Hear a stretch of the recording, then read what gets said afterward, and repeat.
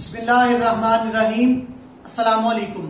سب سے پہلے درود پاک، اللہم صلی علی محمد وعلی آل محمد وبارک وسلم۔ ہمارا جو آج کا موضوع ہے نا، ہم اس میں آپ کو بتائیں گے کہ یتیموں کا مال کھانے کی کیا سزا ملتی ہے۔ توجہ کے ساتھ ویڈیو کو پورا دیکھیے گا، اور اگر ہو سکے تو ہمارے اس چینل کو آپ لوگ سبسکرائب کر لیں تاکہ روٹین کے ساتھ آپ کو اچھی ویڈیوز ملتی رہیں۔ یاد رکھیں، ہم فضول ویڈیوز نہیں بناتے، یا تو ہماری ویڈیوز اسلامک ہوتی ہیں یا اصلاحی ہوتی ہیں۔ اردن میں گزشتہ دنوں ایک عجیب و غریب واقعہ رونما ہوا، نہایت ہی عجیب واقعہ تھا۔ توجہ کے ساتھ سنیے گا۔ ابو انس ایک نہایت ہی نیک تاجر تھا۔ اس کا چھوٹا بھائی یونیورسٹی میں پڑھتا تھا اور وہ کاروبار کو خود سنبھالتا تھا، جس کے جملہ اخراجات یعنی کہ بھائی کے جو اخراجات تھے نا، یہ خود پورے کرتا تھا۔ کچھ عرصے کے بعد ابو انس کا نوجوانی میں ہی انتقال ہو گیا۔ اس نے اپنے لواحقین میں ایک بیوہ اور ایک بیٹا انس چھوڑا۔ انس ابھی بہت ہی شیر خوار تھا، چھوٹا بچہ تھا۔ اس کا والد دنیا سے چل بسا۔ کچھ دن بعد ابو انس کا چھوٹا بھائی بھی اس کے گھر منتقل ہو گیا، جو یونیورسٹی میں پڑھتا تھا اور جس کے ساتھ اس کا بڑا بھائی بہت ہی شفقت والا اور احسان والا معاملہ کرتا تھا۔ اور یہ ان کے گھر میں شفٹ اس لیے ہوا کہ ان کو آسرا دیا کہ مرحوم بھائی کی تجارت سنبھالنے کے ساتھ ساتھ بیوہ اور یتیم بھانجے کی کفالت بھی میں خود کروں گا۔ اچھا، کچھ وقت تو معاملہ بالکل ٹھیک چلتا رہا، وہ ان کو اچھے طریقے سے ہینڈل کرتا رہا، اخراجات کے لیے پیسے وغیرہ دیتا رہا، سارے معاملات کو دیکھتا رہا۔ لیکن بعد میں اس کا دل خراب ہو گیا، اس کی نیت میں فتور آ گیا۔ شیطان نے اس کے دماغ پر قبضہ کر لیا کہ یہ بیچارے یتیم اور مسکین ہیں، یہ تمہارا کیا بگاڑ لیں گے، تم ان کے مال پر قبضہ کرو۔ اس نے چپکے سے جو ساری جائیداد تھی نا اپنے نام لگوا لی، چپکے سے، کسی کو پتہ نہ لگنے دیا، اور راتوں رات سب کچھ فروخت کر کے امریکہ بھاگ گیا۔ ہر چیز کو فروخت کیا اور امریکہ چلا گیا۔ پیچھے سے یتیم بھتیجا اور اس کی ماں بیچارے سڑک پر آ گئے، کیونکہ ہر چیز تو فروخت ہو چکی تھی۔ اس بدبخت نے امریکہ جا کر گاڑیوں کا کاروبار سیٹ کر لیا، کیونکہ دولت بہت زیادہ تھی، اور ایک گوری لڑکی سے شادی بھی کر لی۔ اس کا بزنس نہایت ہی چمک اٹھا اور یہ ارب پتی تاجر بن گیا۔ 15 برس کے بعد اسے خیال آیا کہ اب وطن واپس چلنا چاہیے۔ یہ سوچ کر نہ وہ اردن آ گیا اور پھر وہیں پہ اپنا بزنس سٹارٹ کر دیا۔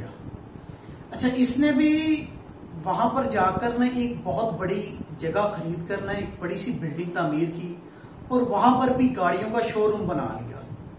اس کا بزنس وہاں اردن میں بھی بہترین چلنے لگا اور اس کے نام کا ڈنکا بجنے لگ گیا۔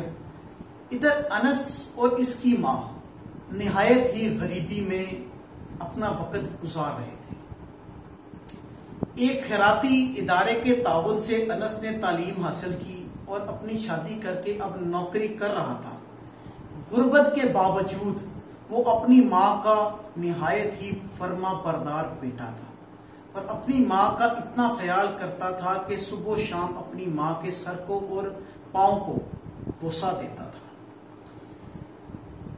لیکن اس بدبخت چچا کو اپنے بھتیجے کا ذرا بھی خیال نہیں تھا، اور اپنی بھابھی کا بھی بالکل خیال نہیں تھا۔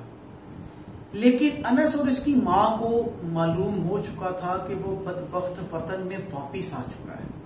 ایک دن ماں نے بیٹے سے کہا کہ بیٹا جاؤ، ہمت کرو، اپنے چچا کے پاس جاؤ اور اسے کہو کہ تمہارے باپ کے مال میں سے کچھ حصہ ہمیں دے۔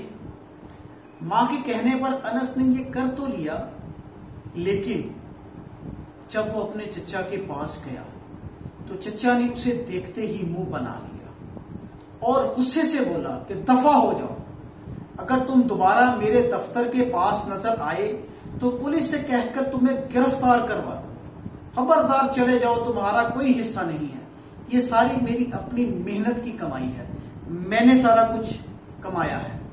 وہ بیچارہ بوجھل قدموں کے ساتھ واپس آ گیا، غریب بیوہ ماں کو جا کر بتایا۔ وہ بیچاری کیا کر سکتی تھی، بد دعا تو دے سکتی تھی نا، اس نے بد دعا دے دی، اور اس بد دعا کا اثر کیا ہوا یہ ہم آپ کو بتائیں گے۔ اس بزنس مین نے، جو حرام خور بزنس مین تھا، اس کا چچا، اس نے اردن میں رہنے کا فیصلہ کر لیا کہ ٹھیک ہے اب میں امریکہ کو چھوڑ دوں گا، اردن میں رہوں گا۔ اس نے ایک بہترین محل نما گھر بھی تعمیر کر لیا تھا، اور اس نے اپنے بیوی بچوں کو اردن میں بلانے کا فیصلہ کر لیا کہ وہ امریکہ سے آئیں اور آ کر میرے ساتھ ادھر اردن میں ہی رہیں۔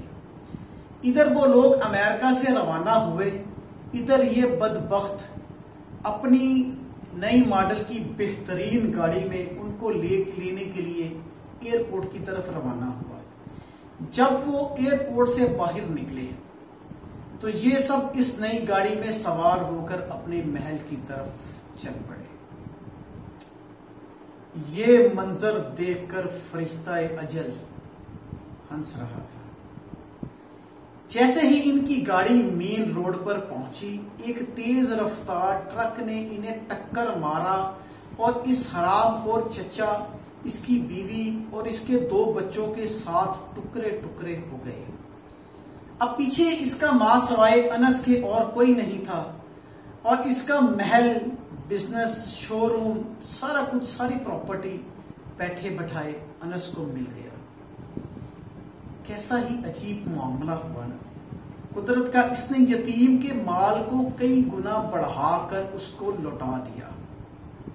وہ مظلوم کی دعا ضرور سنتا ہے، اگرچہ اس کے ظاہر ہونے میں 15 سال لگ گئے، بے شک 15 سال کا عرصہ لگ گیا، اور وہ بچہ جوان ہو گیا، اس کی شادی ہو گئی، مگر اللہ پاک ظالم کو ڈھیل ضرور دیتا ہے، مگر جب اس کی رسی کھینچتا ہے تو بہت ہی سخت ہوتی ہے۔ لوگ یتیموں کا مال تو کھا لیتے ہیں، اکثر دیکھنے میں آیا ہے کہ ایسے لوگ ہیں جو اپنے یتیم بھتیجوں کا، بھانجوں کا مال کھا جاتے ہیں، اور بعض اوقات چند لوگ ایسے ہیں جو، میں کچھ کہنا نہیں چاہوں گا، میرا دل کرتا ہے کہنے کو مگر میں کہنا نہیں چاہتا، میں یہ کہوں گا کہ یتیم کا مال کبھی بھی مت کھائیں، کیونکہ جو یتیم کے دل سے آہ نکلتی ہے نا، وہ سیدھی عرش کو جا کر لگتی ہے۔ یتیم کہلانا بہت ہی مشکل کام ہے۔ میں یہ دعا کرتا ہوں کہ اللہ پاک سب کے والدین کو لمبی زندگی عطا کرے اور ان کو خوشحالی کی دولت سے نوازے، کیونکہ جب اللہ پاک کی پکڑ آتی ہے نا، جو ظلم کرتا ہے یتیم پہ، اللہ پاک اس کو نشان عبرت بنا کر چھوڑتا ہے۔ اور کسی کا جو مال یتیم کا کھاتے ہیں نا، وہ حلال کا نہیں ہوتا، حرام کا ہوتا ہے، اور حرام کے مال کا جو انجام ہوتا ہے نا، وہ بہت ہی برا ہوتا ہے۔ اللہ پاک ہمیں کبھی بھی کسی کا مال کھانے سے بچائے۔ یتیم کا مال تو کبھی بھی کسی کو ہضم نہیں ہوتا، وہ وقتی طور پر لگتا ہے کہ یہ ہمارا فائدہ ہو گیا، ہم نے اس سے یہ چیز ہتھیا لی، مگر اس کا جواب بہت ہی مشکل ہوتا ہے، اور یہ جواب دنیا میں ہی دینا پڑتا ہے۔ اللہ پاک ہمیں حرام سے بچائے اور حلال کھانے کی توفیق عطا فرمائے، آمین، جزاک اللہ۔